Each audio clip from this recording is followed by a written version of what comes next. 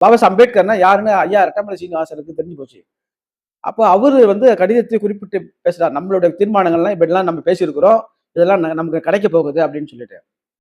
நம்ம தலைவர்லாம் குதித்தெழுறாங்க. இது மாதிரி நமக்கு அயோக்கியத்தனம் பண்றாங்க. ஏத்துக்கவே முடியாது. எம்.சி. ராஜா அவர்கள் தான் காந்தியை ஆதரிக்கிறாரு. இங்கதான் பிரச்சனையே வெடிக்குது சமுதாயத்துல. பல தலைவர்களோடு இந்த கோரிக்கைகள் எல்லாம் சொன்னவர் முதல்ல யாரு? எம்.சி. ராஜா அவர்கள். ஆனால் சமுதாயத்துக்கு நீங்க துரோகம் செய்யலாமா? இதெல்லாம் நியாயம் தானா? எந்த வகையில் நியாயம்? நமக்கு கிடைக்க போகிற முக்கியமான உரிமைகள் எல்லாம் பேசியவரே நீங்கள் தானே. இந்த மக்கள் எக்கேடு கட்டு போனால் என்ன? இந்த மக்கள் இந்த அரசாங்கம் என்ன புறக்கணிச்சிருச்சு, அதனால இந்த பற்றியான கவலையே உங்களுக்கு இல்ல. அதான பிரச்சனை. எங்களுக்கு நல்லாவே தெரியும் ஐயா, உங்களை அமைச்சிருந்தா இவ்வளவு தொல்லை கிடையாது. எங்களுக்கு தெரியாதனமா ரெட்டமலை சீனிவாசன் அவர்கள் அனுப்பிச்சிட்டாங்க அப்படின்னு கட்டுரை முடியுது. காந்தியையும் கண்டிக்கிறார்கள், அதே நேரத்தில் எம்.சி. ராஜா அவரையும் கண்டிக்கிறார்கள். பாபா சாஹ் அம்பேத்கர் ஒரு நெருப்பு யுத்தத்தையே நடத்திருக்கிறாரு ரெட்டமலை மாநாட்டுல. இது யார் சொல்றா? நம்முடைய இங்க தாத்தா ரெட்டமலை சீனிவாசனார், இங்க இருக்கிற பல்வேறு பட்டியல் சமூக சார்ந்த தலைவர்கள் எல்லாம் ஒட்டுமொத்தமா பாபா சாஹ் அம்பேத்கர் இந்தியா முழுவதும் ஏத்துக்கிறாங்க. ஒரு 6 ஆண்டு காலம் தன் மனைவியை பிள்ளையை பார்க்காம ஒட்டுமொத்த தீண்டப்படாத பட்டியலின மக்களுக்காக ஒரு அரசியல் யுத்தத்தை காந்தி கட்ட போர் பண்ணணும், இந்தியா பிரிட்டிஷ்காரங்கிட்ட போர் பண்ணணும், ஜாதி இந்துக்கள் கட்ட போர் நடத்தணும். உள்நாட்டு போருங்க, இது அரசியல் போர், சும்மா கிடையாது இது. அனைவருக்கும் வணக்கம். இன்றைக்கு என் கையில் இருக்கின்ற புத்தகம் ஆதி திராவிடர் மாநாடுகள். தொகுத்தவர் வாலாசா வல்லவன், ஒரு திராவிட இயக்கத்தை சார்ந்தவர். குறிப்பா இந்த செய்தியினுடைய தொகுப்பு என்பது அப்பாதுரையார், நமக்கெல்லாம் தெரியும், பண்டிதர் அயோத்திதாசரால் தொடங்கப்பட்ட தமிழ் இதழ், அந்த அவர் எழுதிய தமிழன் பத்திரிகையிலே வந்த பல்வேறு ஆதி திராவிட மாநாட்டு செய்திகள், திராவிடன் பத்திரிகை, ஆதி திராவிடன் பத்திரிகை, புதுவை முரசு ஆகிய பத்திரிகைகள் இருந்த அன்றைய காலகட்டத்தில் பட்டியல் சமூகத்தை சார்ந்த குறிப்பாக ஆதி திராவிடர்கள் மாநாட்டினுடைய செய்தியின் தொகுப்பைத்தான் ஆய்வு செய்து அதை முறைப்படுத்தி ஆதாரத்தோடு தரவுகளோடு ஐயா வாலாசா வல்லவன் அவர்கள் இந்த புத்தகத்தை வெளியிட்டிருக்கிறாங்க. முதற் பதிப்பு 2012. மிக முக்கியமான ஒரு புத்தகமாக நான் எதிர்பார்க்கிறேன். காரணம் என்னன்னா, அதாவது ஒரு பொலிட்டிக்கல் வார் அப்படின்னா மிக முக்கியமான காலகட்டங்கள் சொன்ன 1890 இருந்து 1933 வரை ஒரு பொலிட்டிக்கல் பட்டியலின சமூக மக்களின் ஒரு அரசியல் போர் அப்படின்னு சொன்னா அது மிகையே ஆகாது. அந்த காலகட்டங்களில் நடைபெற்ற மாநாடுகள், அரசோடு நம் சமூகத்தோடு சமூகத்திற்குள்ளாகவே நடக்கப்பட்ட பிரச்சனைகள் எல்லாவற்றையும் ஒரு தொகுப்பாகத்தான் இந்த புத்தகம் வெளிவந்திருக்குது. நிறைய பேருக்கு நான் சொல்றேன், நீங்க ஏன் தலித்துன்னு சொல்றீங்கன்னு ஒருத்தன் கேட்பாங்க. நீங்கள் எங்க மனசெல்லாம் புண்படுதுன்னு கேட்பாங்க. இன்னைக்கு சுயசாதி சிந்தனையோடு இயங்கக்கூடிய பட்டியல் சமூகத்தை சார்ந்த படித்த பெரியவர்களாக இருந்தாலும் சரி, இளைஞர்களாக இருந்தாலும் சரி, அவர்கள் அரசியலில் எவ்வளவு பின்தங்கி இருக்கிறார்கள் அப்படிங்கிற ஒரு பிரச்சனை நமக்கு இருக்குது. காரணம், போதுமான வரலாற்று செய்திகளை நாம் படிப்பதும் இல்லை, அல்லது யாருக்கும் சொல்லுவதும் இல்லை, அந்த புத்தகங்கள் நமக்கு கிடைப்பதும் இல்லை. அதுதான் உண்மை. நம்முடைய தலைவர்கள், குறிப்பாக பட்டியல் சமூகத்தை சார்ந்த சென்னை மாகாணத்தில் இருக்கக்கூடிய மகத்தான தலைவர்கள், பண்டிதர் அயோத்திதாசர், ரெட்டமலை சீனிவாசன், எம்.சி. ராஜா, தந்தை சிவராஜி, இப்படி பலதரப்பட்ட முத்துசாமி பிள்ளை, அதற்கு முன்னாடி மதுரை பிள்ளை, அதுக்கப்புறம் நம்மளுடைய ரெவிடன்ட் ஜான் ரத்னம் ஐயா, இப்படி பல்வேறு தலைவர், எச்.எம். ஜெகநாதன், எல்.சி. குருசாமி, இப்படி எண்ணற்ற தலைவர்கள் ஒரு அரசியல் யுத்தத்தையே அரசாங்கத்துக்காக நடத்திருக்கிறாங்க. அப்பெல்லாம் நீதி கட்சியில உங்களுக்கு தெரியும் 1916 தான் தொடங்கினாங்க. அதுக்கு முன்னதாகவே பிரிட்டிஷ்காரங்கிட்ட ஒரு மாநாடாக இருக்கட்டும், அல்லது நம்மளோட கோரிக்கைகளா இருக்கட்டும், பொலிட்டிக்கல் வார ஒரு இந்த சமூகத்துல இருந்து ஒரு விடுதலையை நோக்கி நம்மளுடைய உரிமைகளுக்காக ஒரு ஒரு ஒரு என்ன சொல்றது, தன்னலம் கருதாமல் இந்த மக்களுக்காக தன்னெழுச்சியோடு ஒரு வேகத்தோடு இந்த சான்ஸை விட்டா, பிரிட்டிஷ்காரங்க விட்டா நம்ம விடுதலையை பெற முடியாது இந்தியாவில் அப்படின்னு ஒரு முனைப்போடு ஒரு போர் செய்திருக்கிறாங்களா, ஒரு அரசியல் போர். அது பட்டியலின சமூகத்தினுடைய அது ஒரு தலித் வார்னு கூட சொல்லலாம். என்னை பொறுத்த வரைக்கும் ஒரு அது என்ன சொல்றது, அப்படியான ஒரு கோல்டன் பீரியடை மிஸ் பண்ணோம்னா நிச்சயமா இந்த பட்டியல் சமூகத்திற்கு இந்த உரிமைகளே கிடைக்காது அப்படிங்கிறது தான் இந்த புத்தகத்தினுடைய மிக மிக சாரம்சமான செய்தி அப்படிங்கிறத நான் உங்களுக்கு சொல்லிக்கிறேன். குறிப்பா ஆதி திராவிடர்கள் மாநாடு உங்களுக்கு தெரியும், பண்டிதர் அயோத்திதாசர் அவர்கள் தான் திராவிட மகாஜன சபையை தொடங்கியவர். அவர்தான் முதலிலே நீலகிரியில் உதகமண்டலத்தில் இன்றைக்கு இருக்க கோயம்புத்தூர் நீலகிரியில முதல் மாநாடு 1891 முதல் மாநாடு 10 தீர்மானம். அதில் முதல் தீர்மானமே நிறைய பேர் படிச்சிருப்பீங்க, எல்லாம் தெரிஞ்சிருப்பீங்க. பறையன்னு எவனா சொன்னா அவங்களுக்கு வந்து அன்டச் கேஸ் வழக்கு கொடுக்கணும், தண்டிக்கணும் அப்படிங்கிறது அதுல மிக மிக முக்கியமான முதல் தீர்மானம் 10 தீர்மானங்கள்ல. அந்த அந்த செய்தியில தொடங்குகிறது இந்த புத்தகம். முதல் மாநாடுல பண்டிதர் அயோத்திதாஸ் எல்லார் உருவாக்கப்பட்ட அந்த திராவிட மகாஜன சங்கத்தினுடைய முதல் மாநாடு 1891 தொடங்கப்பட்ட நீலகிரி மாநாடு தான். அது தொடர்ந்து 1933 வரைக்கும் பல மாநாடுகள் நடத்துகிறார்கள் பட்டியல் சமூக சார்ந்தவர்கள். குறிப்பாக 1917 நீங்க பாத்தீங்கன்னா நமக்கு எல்லாம் தெரியும், ஆங்கிலேயர் அரசரிடம் முதல் மேலவை சட்டமன்ற மேலவை உறுப்பினர் பதவியை பெற்றவர் எம்எல்சி ராஜா, எம்சி ராஜா அவர்கள் தான் எம்எல்சியாக முதலில் ஆகிறார். 1908 சீனிவாசனார், எம் ஜெகநாதன், அப்புறம் வந்து எல்சி குருசாமி, பல தலைவர்கள். இவங்கெல்லாம் ஒரே சங்கத்தை சார்ந்தவங்க தான், பல சங்கத்தை சார்ந்தவங்களும் கிடையாது. ஆனால் நீங்க பாருங்க, இவங்க வந்து அதிகாரத்தை முதலிலே பிரிட்டிஷ்காரங்க எடுத்து வாங்குறாங்க. அதுக்கப்புறம் தான் பெரிய அவர் வந்து ஆதி திராவிட மகாஜன சபைன்னு தொடங்குறாரு எம்சி ராஜா. எம்சி ராஜா அவர்கள் தான் முதலாக வேலூர் ஜில்லாவில் பிரம்மாபுரம் சொல்லுற ஒரு பகுதியில் ஒரு மாநாடு போடுறாரு, தலைமையா இருக்கிறார். அந்த மாநாடுகள் மிக சிறப்புக்குரிய மாநாடா இருக்கு. எம்சி ராஜா ஏன் எம்சி ராஜான்னு சொல்றேன்னா, இதுக்கு பிறகு தான் இதுக்கு ஒரு சுவாரஸ்யமே இருக்குது. எம்சி ராஜா என்ன சொல்றாரு, தீர்மானம் போட்டு எங்களுக்கெல்லாம் உரிமை வேணும், எங்க இரட்டை வாக்குரிமை வேணும், இது மாதிரி தனி தொகுதி முறை வேணும், இதெல்லாம் சொல்றவர் யாருன்னா எம்சி ராஜா தான் சொல்றாரு. இப்படியெல்லாம் அவர், அதாவது என்ன சொல்றது, இந்த 1931 வட்டமேசை மாநாடு முன்னாடி வரைக்கும் இந்த எல்லா தலைவர்களோடு இணைந்து சரியான ஒரு அரசியலை முன்னெடுக்கிறார் எம்சி ராஜா அவர்கள். முதல் மாநாடை அவர் தான் ஆதி திராவிடர் மாநாடை கூட்டுகிறார். அதன் பிறகு பல மாநாடு, சென்னையில வந்து ஒரு சென்னையில ஆதி திராவிடர் மாநாடு, வேலூர்ல மாநாடு, காட்பாடியில மாநாடு, திருச்சியில மாநாடு, தேவேந்திரகுல வேளாளர் மாநாடு, கள்ளக்குறிச்சியில எல்சி குருசாமி அவர்களுடைய தலைமையிலான மாநாடு. இந்த பல மாநாடுகளில் குறிப்பா பாத்தீங்கன்னா தந்தை பெரியார் அவர்கள் சிறப்பு அழைப்பாளராக நிறைய பேர் கலந்துக்கிறாங்க. இன்னும் பல மாநாடுகள்ல பாத்தீங்கன்னா நாயுடு சமூகத்தை சார்ந்த, செட்டியார் சமூக சார்ந்தவர்கள் அந்த மாநாடுகளை சிறப்பு அழைப்பாளராக, மாநாட்டு தலைமை உரையாகவும் பல பேர் கலந்துகிட்டு இருக்காங்க. குறிப்பா நம்ம எம்சி ராஜா அவர்கள் நடத்திய அந்த மாநாட்டுல லீலாவதினு ஒரு அம்மையார், அவங்க ஒரு தொடக்க உரை ஆற்றிருக்கிறாங்க. இப்படி பெண்கள் பங்கேற்கிற ஒரு பெண் தலைவர்கள் பங்கேற்கிற ஒரு ஆதி திராவிட மாநாடுகள்லாம் இந்த மாதிரியான மாநாடுகள் நடத்தப்பட்டிருக்கிறது. இதுல மிக முக்கியமான செய்தி வந்து எங்க வருதுன்னா, ஒரு என்ன சொல்றது, ஒரு பிரேக்கிங் நியூஸ் அப்படின்னு சொல்ல போனா, 1931 முதல் வட்டமேசை மாநாடு, அதுல இருந்து தான் நமக்கு எல்லாம், அது வரைக்கும் நம்மளோட கோரிக்கைகள் எல்லாம் நம்ம தலைவர்கள் பேசிக்கொண்டே வந்த நிலையில் அந்த 31, 32, 33 நடக்கிற அந்த மாநாடுகளுக்குள்ள மிகப்பெரிய சர்ச்சை மாநாடுகள் அப்படின்னு சொல்லலாம். அதாவது இந்தியாவுக்கு ஒரு புதிய தலைவர் கிடைத்து விட்டார் அப்படின்னு ஒரு இந்தியா முழுக்க ஒரு பிரபலமா ஒரு தலைவர் வந்து வீரியமா பட்டியலின சமூக மகத்தில் பரவுறாரு, பேசப்படுகிறாரு, இளம் சிங்கமாக வந்து பயங்கர பிரபலமா வந்து நம்மளுடைய மக்கள் வந்து ஆர்ப்பரிக்கிறாங்க. அந்த காலகட்டம்னா 30, 31, 32 காலகட்டத்தில், வட்டமேசை மாநாட்டின் காலகட்டத்துல இந்தியாவே பத்தி எரியுது. ஏன் அப்படியான ஒரு அரசியல் 32கள்லாம் வந்து 32, 33கள்ல பத்தி எரியுது இந்தியாவுடைய அரசியல், தலித் மக்களுடைய பட்டியல் சமூகத்தினுடைய அரசியல் வந்து கிராம எல்லா ஊர்கள்லயும் பொதுக்கூட்டங்கள், மாநாடுகள்னு சொல்லிட்டு பெரிய அளவு நடத்துறாங்க. அதெல்லாம் இந்த புத்தகத்தில் குறிப்பிட்டிருக்காங்க. குறிப்பா நான் சொல்றேன், இதுல மிக சுவாரஸ்யமான ஒரு செய்தி, நிறைய செய்திகள் இருக்குது, அதெல்லாம் நீங்க புத்தகம் வாங்கி தான் நீங்க படிக்கணும். அது மிக முக்கியமான ஒரு செய்தியை மட்டும் நான் உங்களுக்கு சொல்றேன். முதல் வட்டமேசை மாநாடு அங்க நடக்குது. அதுல ரெட்டமலை சீனிவாசன் அவர்கள் கலந்து கொள்கிறார். அந்த கலந்து கொண்டு அவர் வந்து தபால் அனுப்புறாரு அங்கிருந்து என்னோட சங்கத்து ஆளுங்களுக்கு. அந்த வந்து நான் படிச்சே காட்டுறேன் நான், ஏன்னா அது வந்து முக்கியமான செய்தி.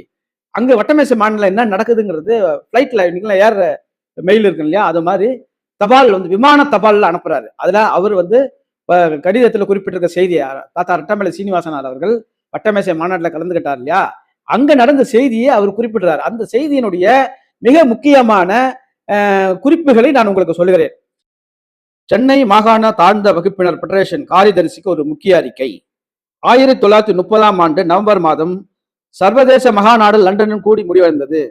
அதன்பால் நமக்களிக்கப்பட்டிருக்கும் பின்கண்ட பாதுகாப்புகள் ஆகாய தபால் மூலம் ஸ்ரீமான் ஆர் சீனிவாசன் தங்கள் அறிவித்திருக்கிறார் என்பதை ஒப்புக்கொள்கிறோம். அது என்ன சொல்றாருன்னா, 1 தனி தொகுதி, வயது வந்தவர்களுக்கெல்லாம் ஓட்டுரிமை, கூலி வேலை செய்வதற்கும் கூட ஓட்டுரிமை, மாகாண சட்டசபையில் 15% ஸ்தானங்கள், அதாவது 15% இடஒதுக்கீடு, மாகாணத்திற்கு ஒரு சட்டசபை, எந்த வகுப்பை யாராவது பாதிக்கக்கூடிய மசோதாவை நிராகரிக்க கவர்மெண்ட்டுக்கு அதிகாரம், மந்திரி சபையில் தாழ்ந்த வகுப்பினருக்கு ஒரு ஸ்தானம், ஒரு மந்திரி சபையில ஒரு ஆள் கொடுக்கணும்.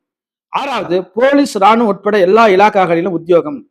முன்னர் கூடிய சர்வதேச மகாநாடு காங்கிரஸ்காரர்களால் நிராகரிக்கப்பட்டதன் பேரில் இப்பொழுது 2வது முறையாக 1931 அக்டோபரில் கூடியிருக்கும் சபையார் மேற்கண்ட பாதுகாப்புகளை ரத்து செய்திருக்கிறார்கள் என்றறிய வேண்டும். இம்முறை நடக்கும் சர்வதேச மாநாட்டிற்கு பிரதிநிதியாக சென்றிருக்கும் டாக்டர் அம்பேத்கர் மகாநாட்டின் நடவடிக்கைகளை மிகுந்த ஊக்கத்துடன் கவனித்து வருவதின்றி அவர் ஏமாற்றம் அடையாமாற்றம் என்று தெரிகிறது. இந்த செய்தியை ஏன் நான் உங்களுக்கு சொல்றேன் அப்படின்னு சொன்னா, பாபா சாஹிப் அம்பேத்கர் ஒரு தர்க்க யுத்தத்தையே நடத்துறாரு வட்டமேசை மாநாடுகள். அதுல பார்த்து வட்டமேலை சீனிவாசனார் அவர்கள் அம்பேத்கர் வந்து ரொம்ப கவனமா பாக்குறாரு. தன்னுடைய வயதிலே சிறு வயது உடையவரா இருக்கிற பாபா அம்பேத்கரை குறிப்பிட்டு அந்த கடிதத்தில் எழுதுகிறார். ஏன்னா அன்னைக்கு அதுல இருந்து பாபா அம்பேத்கர்னா யாருன்னு ஐயா ரெட்டமலை சீனிவாசனுக்கு தெரிஞ்சு போச்சு. அப்போ அவரு வந்து கடிதத்தை குறிப்பிட்டு பேசுறார், நம்மளுடைய தீர்மானங்கள்லாம் இப்ப எல்லாம் நம்ம பேசியிருக்கிறோம், இதெல்லாம் நமக்கு கிடைக்க போகுது அப்படின்னு சொல்லிட்டு இதையெல்லாம் எழுதிவிட்டு அதுக்கப்புறம் காந்தி வரும்போது தான் பிரச்சனையே ஆரம்பிக்குது. அப்புறம் காந்தி அங்க வட்டமேசை மாநாடு முடிஞ்சு என்னன்னா, அதுல இன்னொன்று மிக முக்கியமான செய்தி என்னன்னா, இந்து மகா சபைக்காரங்க அந்த மாளவிகான்னு ஒரு தலைவர், இந்த இடஒதுக்கீடு முறையெல்லாம் நம்ம இந்தியாவில் பாத்துக்கலாம், நம்மளாம் இந்துக்கள் தானே, நாங்க கொடுக்கறத நீங்க வாங்கிக்கிங்க, உங்களுக்கு என்ன பிரச்சனைன்னு சொல்லுங்க, நம்ம அங்க பேசிக்கலாம், இங்க கிறிஸ்தவர்கள், இஸ்லாமியர்கள், இந்துக்கள் அப்படின்ற மாதிரியான ஒரு பேச்சை வந்து அங்க இந்து மகா சபை வந்து அந்த வட்டமேசை மாநாட்டில் சொல்றாங்க. நம்ம தலைவர்களும் குதித்து எழுதுறாங்க, இது மாதிரி நமக்கு அயோக்கியத்தனம் பண்றாங்க, ஏத்துக்கவே முடியாது. அப்ப இந்த மாதிரியான ஒரு விஷயத்தை உண்ணாவிரதன்ற பேர்ல காந்தி வந்து இங்க இருக்காரு. பூனாவில் வந்து அந்த ஏராவட சிறையில வந்து உண்ணாவிரதம் இருக்கிறாரு.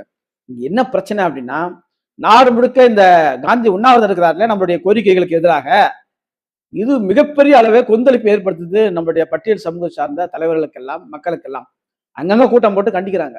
இதுல என்னன்னா, இந்த காந்தியை ஆதரித்தவர் நம்மளுடைய இந்த எம்.சி. ராஜா அவர்கள் தான் காந்தியை ஆதரிக்கிறாரு. இங்கதான் பிரச்சனையே வெடிக்குது சமுதாயத்துல. பல தலைவர்களோடு இந்த கோரிக்கைகள் எல்லாம் சொன்னவர் முதல்ல யாரு? எம்.சி. ராஜா அவர்கள். அவர் என்ன பண்றாரு, அவர் வந்து அப்படியே எதிராக மாறிடுறாரு. இதெல்லாம் வேண்டாம், இவங்க கொடுக்கறத வாங்கிப்போம் அப்படின்னு சொல்லிட்டு பண்ண உடனே எல்லாரும் கொதிச்சு எழுதுறாங்க. அப்போ வந்து இந்த புதிய முரசில ஒரு கட்டுரை எழுதியிருக்கிறாங்க. கடுமையான ஒரு கண்டிச்சு ஒரு கத்திரிக்கை 10 செய்தி பத்திரிக்கையில என்ன சொல்றாங்கன்னா, ஐயா எம்.சி. ராஜா அவர்களே, நீங்கள் மிகப்பெரிய தலைவர் தான், பிரபலமானவர் தான், நீங்க வந்து அனுபவசாலி தான், ஆனால் சமுதாயத்துக்கு நீங்க துரோகம் செய்யலாமா? இதெல்லாம் நியாயம் தானா? எந்த வகையில் நியாயம்? நமக்கு கிடைக்க போகிற முக்கியமான உரிமைகள் எல்லாம் பேசியவே நீங்கள் தானே, நீங்கள் தானே சேலத்திலே மாநாடு போட்டு இந்த தீர்மானங்களாம் நிறைவேற்றினீர்கள். அப்போது நீங்க என்ன சொன்னீங்க? அம்பேத்கர், ரெட்டமலை சீனிவாசன் இந்த கோரிக்கைகள்லாம் ஏத்துக்க மாட்டாங்க, ஒழுங்கா பேச மாட்டாங்கன்னு சொன்னீங்களே, என்ன பிரச்சனை உங்களுக்கு? ரெட்டமலை சீனிவாசன் அவர்கள் வட்டமேசை மாநாடுக்கு அனுப்புவதான பிரச்சனை. உங்களை அமைச்சிருந்தா இந்த பிரச்சனை வந்தே இருக்காது. ரெட்டமலை சீனிவாசன் அவர்கள் வட்டமேசை மாநாடுக்கு போயிட்டார், உங்களை அனுப்பாம. இந்த அரசாங்கம் உங்களை அனுப்பல. அதற்கு நீங்க என்ன பண்றீங்க? இந்த மக்கள் எக்கேடு கட்டு போனால் என்ன, இந்த மக்கள் வந்து இந்த அரசாங்கம் என்ன புறக்கணிச்சிருச்சு, அதனால இந்த பற்றியான கவலையே உங்களுக்கு இல்லை, அதான பிரச்சனை. எங்களுக்கு நல்லாவே தெரியும் ஐயா, உங்களை அமைச்சிருந்தா இவ்வளவு தொல்லை கிடையாது, எங்களுக்கு தெரியாதனமா ரெட்டமலை சீனிவாசன் அவர்கள் அனுப்பிச்சிட்டாங்க அப்படின்னு அந்த கட்டுரை முடியுது. இப்படி இதுல வந்து பாத்தீங்கன்னா, சுவாமி சகஜானந்தா எல்லார் கூடயுமே இருக்கிறாரு. அவர் சிதம்பரத்துல ஒரு கூட்டம் போடுறாரு, பொதுக்கூட்டம் போட்டு காந்தியை கடுமையா கண்டிச்சு, எம்.சி. ராஜா அவர்கள் வந்து இப்படி செய்வார் நான் கூட எதிர்பார்க்கல, ஏன் சமுதாயத்துக்கு இப்படி எதிராக மாறிட்டாரு, அவருக்கு மக்கள் செல்வாக்கை இழக்கிறார். எம்.சி. ராஜா அவர்கள் எவ்வளவு செல்வாக்காக நம்ம தலைவர்களோடு ஒற்றுமையோடு இந்த கோரிக்கைகள்லாம் வலியுறுத்தினார் என்பது எல்லாருக்கும் வரலாற்றுல செய்தி தான் அது. ஆனா நம்முடைய தலைவர்கள் எல்லாம் ஆயுதிராவிடர் மாநாடுகள் அங்கங்க போட்டு காந்தியையும் கண்டிக்கிறார்கள், அதே நேரத்தில் எம்.சி. ராஜா அவரையும் கண்டிக்கிறார்கள். எம்.சி. ராஜா அந்த நேரத்தில் என்ன பண்றாரு, 32ல சென்னையில ஒரு தீண்டத்தகாத ஒரு மாநாடு போடுறாரு. அங்க வந்து பல குடியரசு பாபா அம்பேத்கர் கொள்கையை ஏற்றுக்கொண்ட நம்முடைய பட்டியலின சமூகத்தாரெல்லாம் ஒன்று கூடி பெரிய கலவரம் பண்றாங்க. எம்.சி. ராஜா அங்கிருந்து நம்ம நிகழ்ச்சி நடத்த முடியாத அளவுக்கு ஓடி போறாரு. இப்படி ஒட்டுமொத்த பட்டியல் சமூகத்தாரும் ஆயுதிராவிட மாநாடுகள் போட்டு கடுமையா வந்து காந்தியை கண்டித்தும் நம்மளுடைய தலைவர் எம்.சி. ராஜா அவர்களையும் கண்டித்தும் தான் இதுதான் வரலாறு. சில பேர் கேட்பாங்க, ஏன் எம்.சி. ராஜா அவர்களை பெரிதாக பட்டியல் சமூகத்தில் இருக்கிறவர்கள் பேசப்படவில்லை, இன்னைக்கு ஏன் பேசுறான்? இன்னைக்கு ஏன் பேசுறான்னா, அன்னைக்கு இந்த எம்.சி. ராஜா மூஞ்சே ஒப்பந்தம்னு ஒண்ணு இருக்குதுங்க. அது என்னன்னா, இந்து மகா சபையினுடைய இவர் போட்டுக்கினார் ஒரு ஒப்பந்தம். அந்த ஒப்பந்தம் தான் நம்முடைய இடஒதுக்கீட்டுக்கு, இரட்டை வாக்குரிமைக்கு எதிரானது, நம்முடைய உரிமைகளுக்கு எதிரானது. அதைத்தான் அன்னைக்கு வந்து மக்கள் வந்து எம்.சி. ராஜா அவர்களை சுத்தமா புறக்கணிச்சிட்டாங்க. இது வந்து சும்மாலாம் புறக்கணிக்கல. எல்லா மாவட்டங்களிலும் மாநாடு போட்டு காந்தியை திட்டியது போல எம்.சி. ராஜா அவர்களையும் கடுமையாக விமர்சனம் செய்திருக்கிறார்கள். இதனாலதான் நாங்க வந்து ஏன் எம்.சி. ராஜா அதாவது ஒரு வரலாறு இன்னைக்கு பாத்தீங்கன்னா இன்னைக்கு எல்லாம் பேசுறாங்க. சுயசாதி சிந்தனையில பேசுற பரையர் குரூப்பு, அவர் பல்லர் குரூப்பு, அருந்ததி குரூப் எல்லாம் ஒரு சுயசாதி அரசியல பேசிக்கிட்டு இருக்காங்க. குறிப்பா இந்த பரையர் சமூகத்தில் இருக்கிறவங்க தான் அதை வந்து பேசிக்கிட்டு இருக்காங்க. எங்களுக்கு எல்லாம் என்ன வேதனைன்னா, இந்த 32ல நம்ம ஒரு 50 வருஷத்துக்கு முன்னாடி கொஞ்சம் நம்ம நிலைமையை நினைச்சு பாருங்க. சாப்பிடுறதுக்கு சோறு கிடையாது, கல்வி கிடையாது, கஞ்சிய கூழ குடிச்சுக்கிட்டு ஒவ்வொரு கிராமத்திலையும் பண்ணை அடிமைகளா இருந்த இந்த சமூகத்தில் இந்த நம்ம தலைவர்களாம் உழைத்து, குறிப்பாக பாபா சாஹ் அம்பேத்கர் வந்து ஒரு நெருப்பு யுத்தத்தையே நடத்திருக்கிறாரு வட்டமேசை மாநாட்டுல.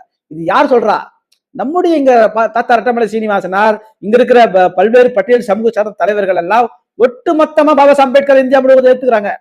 ஒட்டுமொத்த தீண்டப்படாத இந்தியா முழுக்க இருக்கிற அன்டச்சபிள் பீப்புளுக்காக, இந்தியா முழுக்க காஷ்மீர்ல இருந்து கன்னியாகுமரி வரைக்கும் எந்தெந்த மக்கள் தீண்டப்படாத மக்களா இருக்கலாம் அவர்களெல்லாம் பட்டியல் எடுத்து அவர்களுக்கான ஒரு யுத்தத்தை நடத்திருக்கிறார்.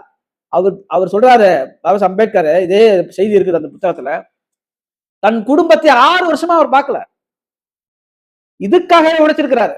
நீங்க போய் பாருங்க, அதெல்லாம் வந்து எவ்வளவு கொடுமையான விஷயம். ஒரு 6 ஆண்டு காலம் தன் மனைவியை பிள்ளையை பார்க்காம ஒட்டுமொத்த தீண்டப்படாத பட்டியலின மக்களுக்காக ஒரு அரசியல் யுத்தத்தை காந்தி கட்ட போர் பண்ணணும், இந்திய பிரிட்டிஷ்காரங்கிட்ட போர் பண்ணணும், ஜாதி இந்துக்கள் கட்ட போர் நடத்தணும், உள்நாட்டு போருங்க. இது அரசியல் போர், சும்மா கிடையாது. இது ஒரு 2,6 வருஷத்தினுடைய இந்து மதத்தினால் ஏற்பட்டிருக்கிற இந்த கொடுமைகள் எல்லாம் எதிர்த்து சமூக களத்தில நிற்க வேண்டும், அரசியல் களத்திலும் உரிமைகளை மீட்டெடுக்க வேண்டாம். இந்த மிஸ் பண்ணிட்டோம்னா இந்தியர்கள் கட்ட அந்த ஆதிக்க ஜாதி இந்தியர்கள் கட்ட காங்கிரஸ் கட்ட அதிகாரம் கிடைச்சிச்சுன்னா இந்த அதிகாரம் நம்மளோட உரிமைகளை பெற முடியாது, பிரிட்டிஷ்காரங்கிட்டே வாங்கிடணும் அப்படிங்கிற நம்முடைய தலைவர்கள் எல்லோரும் சேர்ந்து பிரிட்டிஷ்காரங்கிட்ட ஆங்கிலேயர்கள் கட்ட ஒரு யுத்தத்தை, அந்த உரிமை போர் நடத்திருக்கிறாங்க. அதெல்லாம் யாருக்கும் இங்க தெரியாம இங்க உட்காந்து சுயசாதிய பேசிக்கிட்டு இருக்கீங்க. அன்னைக்கு துன்றதுக்கு சோறு கிடையாது, ஞாபகம் வச்சுக்கோங்க. நம்ம எல்லாம் பண்ணை கூலி விவசாய கூலிகளாக இருந்தோம். நமக்கு கல்வி உரிமை, ஓட்டு உரிமை, அரசாங்க வேலை வாய்ப்பு உரிமை இதெல்லாம் கிடைச்சதாலதான் இன்னைக்கு நாம ஒரு சட்டை உடை நாகரிகம் உடை அணிந்து கொண்டு பொருளாதாரத்திலே கொஞ்சமாச்சும் உயர்ந்திருக்கிறோம்னு சொன்னா அந்த தலைவர்கள் செய்த தியாகம் தான். நம்முடைய அன்னைக்கு வந்து ரெட்டமலை சீனிவாசரை விட அல்லது அங்க இருக்கிற எம்.சி. தந்தை சிவராஜை விட நம்ம எல்லாம் பெரிய அறிவாளியா? பாபா சாஹ் அம்பேத்கருடைய அனுபவம் வாய்ந்தவர்கள் அவர்கள்லாம், பாபா சாஹ் அம்பேத்கருடைய அரசியல் களத்தில் பழகியவர் அவர்கள் எல்லாம். ஆனால் பாபா சாஹ் அம்பேத்கருடைய அந்த அறிவின் நுட்பம், அந்த போராட்டம், தர்க்கம், அவர் உலகளாவே பேசுகிற அந்த அரசியல், அந்த சிந்தனை, ஒட்டுமொத்த மக்களுக்காக அவர் சிந்திக்கிற எழுதுகிற அந்த போக்கு, இதைத்தான் அந்த தலைவர்கள் பாபா சாஹ் அம்பேத்கரை கவர்ந்தார்கள். அதனாலதான் நம் சமுதாயத்துக்கு ஒரு சிங்கம் கிடைச்சிருக்கிறாரு அப்படின்னு இதுல பதிவு பண்ணிக்கிறாங்க. அப்படியான செய்திகள் இதுல வந்து ஏராளமா இருக்குது. நம்முடைய மதுரை பிள்ளையில இருந்து இவங்க எல்லாம் எவ்வளவு பாடுபட்டு இருக்கிறார்கள். அத்தகைய செய்திகளை இந்த ஆயுதிராவிட மாநாடு என்ற ஒரு புத்தகம் பதிவு செய்திருக்கிறது. நிச்சயமா வந்து நீங்க எல்லாரும் கண்டிப்பா வாங்கி படிக்கணும். இது ஏதோ வந்து வாலாசா வல்லவன் வந்து ஏதோ அவருக்கு வாய்க்கு வந்து எழுதல. அப்பாதுரையார் அவர்கள் தமிழன் பத்திரிகையில வந்த செய்திகள், அன்றைக்கு நம்முடைய தலைவர்கள் ஆதி திராவிடன் பத்திரிகை நடத்திருக்கிறாங்க, அவர்கள் பதிவு செய்யப்பட்ட செய்திகளை தான் அவர் தொகுத்து இருக்கிறார். அப்ப இந்த செய்திகள் எல்லாம் போய் மக்களுக்கு போய் சேராதால இவன் வந்து நான் வந்து ஆண்ட பரம்பரை, இந்த பரம்பரை அந்த பரம்பரைன்னு சொல்லிக்கிட்டு இன்னைக்கு திரியிறாங்க. இன்னைக்கு வந்து ஒரு அதுல அந்த முக்கியமான செய்தி ஒண்ணு ஒரு கட்டுரையில எழுதியிருக்கிறாங்க, அதுல செய்தியா வந்திருக்குது பத்திரிகையில, அது தொகுத்து இருக்கிறாங்க. அதுல என்ன சொல்றாங்க, எம்.சி. ராஜா அவர் நல்லாதான் இருந்தாரு, வடநாட்டுல போய் ஒரு தலைவரை பார்த்துட்டு வந்தாரு, அதோட அவரு அரசியல் வாழ்க்கையை முடிச்சு விட்டாங்க, அவர் நமக்கு எதிராயிட்டாரு, இப்படி எல்லாம் பதிவு செய்திருக்கிறார்கள். அதனாலதான் நாம வந்து எம்.சி. ராஜா அவர்களை பெரிதாக இந்த மக்கள் கொண்டாடவில்லை என்றால், இந்த வரலாற்றில் இந்த சிறிய தவறினை, பெரிய தவறினை ஒரு மகத்தான தலைவரே செய்கிற பொழுது நம்ம மக்கள் புறக்கணித்து விட்டார்கள் என்பதைத்தான் இந்த வரலாற்று செய்திகள், இந்த ஆதி திராவிடர் மாநாடு நமக்கு அந்த புத்தகத்தின் வாயிலாக நமக்கு கிடைக்கின்ற செய்திகள் என்பதை நாம் உணர வேண்டும். இந்த வரலாற்று செய்திகளில் இருந்து நாம் ஒன்னே ஒன்று புரிஞ்சுக்கணும். ஆதி திராவிடர் மாநாடு என்றால் ஏதோ பறையர்கள் மாநாடு மட்டும் கிடையாது, அறிஞர்களுக்கான மாநாடு நடத்திருக்கிறாரு ஆதி திராவிடர் மாநாடு, அது தேவேந்திர குல மாநாடு, அதுவும் ஆதி திராவிடர் மாநாடு நடத்திருக்கிறாங்க. இப்படி பல இந்த பட்டியல் சமூகத்தில் இருக்கிற தீண்டப்படாத அனைத்து சமுதாயத்தினரும் ஒன்றிணைந்துதான் அந்த அரசியல் களத்தை, அந்த வெற்றியை, உரிமை போரை வெற்றியை அவர் அடைந்தார்கள் என்பதை இந்த புத்தகம் நமக்கு சொல்லுகிற செய்தி. ஒரு தேநீர் இடைவெளியில் இந்த புத்தகத்தை நான் வாசிக்க வேண்டும் என்று சொன்னால் நிச்சயமாக உங்களுக்கெல்லாம் ஒரு வரலாற்று சிறப்பான ஒரு செய்தியை நீங்கள் நிச்சயமாக படிக்க முடியும் என்பதை இந்த புத்தகத்தின் வாயிலாக நான் நான் உங்களுக்கு இந்த செய்தியை பதிவு செய்கிறேன். எல்லோரும் வாங்கி படிக்க வேண்டிய, ஆவணப்படுத்த வேண்டிய ஒரு புத்தகம். இதை எழுதிய தொகுத்த ஐயா வாலாச வல்லவனுக்கு இந்த நேரத்தில் நன்றி கூறுகிறேன். புத்தகத்தை வாங்கி தயவு கூர்ந்து இந்த வரலாறுகளை எல்லாம் படியுங்கள். நம் தலைவர்கள் பதிவு செய்த செய்திகளைத்தான் இது தொகுத்திருக்காள் என்பதை சொல்லிக் கொள்கிறேன். நன்றி, வணக்கம்.